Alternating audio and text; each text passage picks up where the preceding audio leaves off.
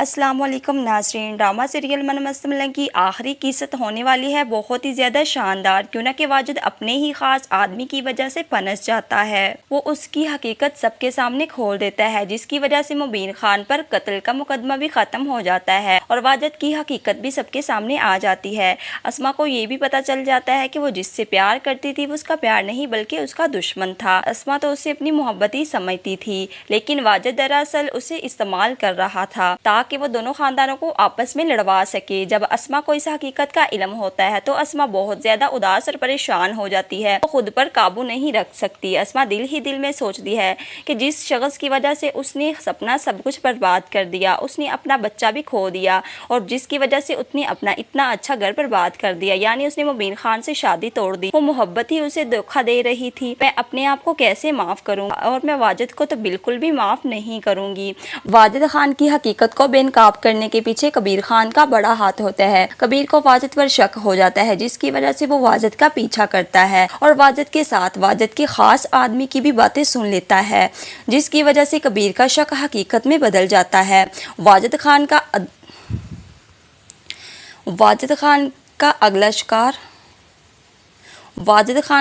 شکار ریا ہوتی ہے، جسے وہ قتل کرنے کے لیے اغوا کرنا چاہتا ہے تاکہ موقع سے فائدہ اٹھا کر ایک بار پھر الزام کبیر پر ڈال سکے۔ جس طرح مبین خان جیل میں ہے، اسی طرح ان کا ارادہ تھا کہ وہ کبیر خان کو بھی جیل میں ڈال دے۔ جب وہ ریا کو اغوا کرنے آتا ہے تو کبیر خان بہت ہی چالاکی سے ریا کو اغوا ہوتے ہوئے دیکھتا ہے، اور کیوں نہ کہ کبیر ریا سے محبت کرتا ہے اور ہمیشہ ریا کے قریب رہتا ہے تاکہ وہ ریا کو اپنی محبت پر یقین دلا سکے، اور کبیر یہ جاننے کے لیے واجد کا پیچھا کرتا ہے کہ وہ ریا کو کہاں لے کر جا رہا ہے۔ کبیر اس کار سے نظریں نہیں ہٹاتا جس میں ریا سفر کر رہی ہوتی ہے۔ کبیر واجد کو فالو کرتا ہے۔ جب واجد اپنی حویلی میں پہنچتا ہے تو کبیر بھی اس کے پیچھے چلا جاتا ہے۔ کبیر خان واجد کو خوب مارتا ہے اور ریا کو بچا لیتا ہے۔ کبیر خان واجد کے خاص آدمی کو پکڑ کر اپنے ساتھ لے آتا ہے اور ریا کو بھی ساری حقیقت معلوم ہو جاتی ہے۔ جب عدالت لگتی ہے تو جس میں واجد کی سچائی کو سب کے سامنے لانا ہوتا ہے، اس عدالت میں جج مبین کو سزائے موت سنا دیتا ہے، لیکن اسی وقت ریا بول اٹھتی ہے۔ ریا کہتی ہے کہ مبین خان بے قصور ہے۔ اسما کہتی ہے تمہارا دماغ خراب ہو گیا ہے، تم ہمارے دشمن کو ہی بے گناہ ثابت کر رہی ہو، تم نے کبیر کی باتوں پر یقین کر لیا ہے، تم کبیر کی باتوں میں آ گئی ہو۔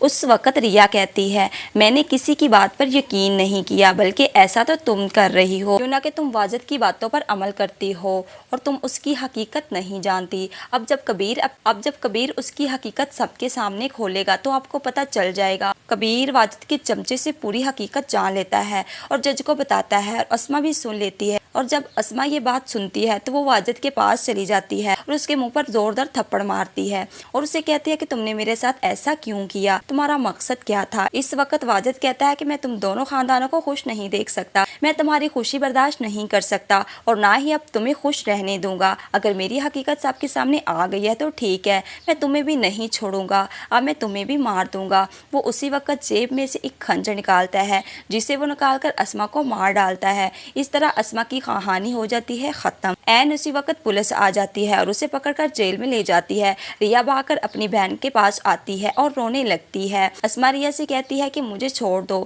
مجھے اپنی کرتوتوں کا نتیجہ مل گیا ہے، کبیر تم سے واقعی بہت زیادہ محبت کرتا ہے، اسے مت چھوڑنا، اب تمہارا اس دنیا میں کبیر کے سوا کوئی نہیں ہے۔ ریا بہت رونے لگتی ہے اور کبیر اسے تسلی دیتا ہے۔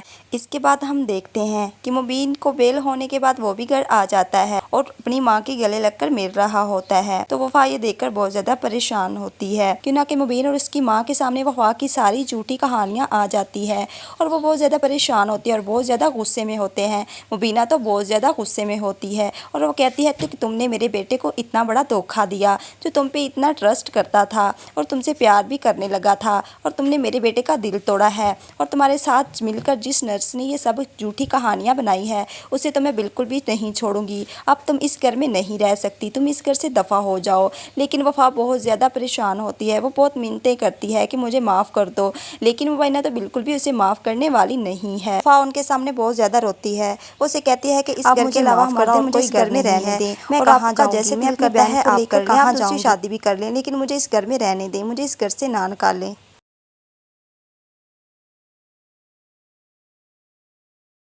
اس طرح اس ڈرامے کا اختتام بہت زیادہ خوبصورت ہوتا ہے۔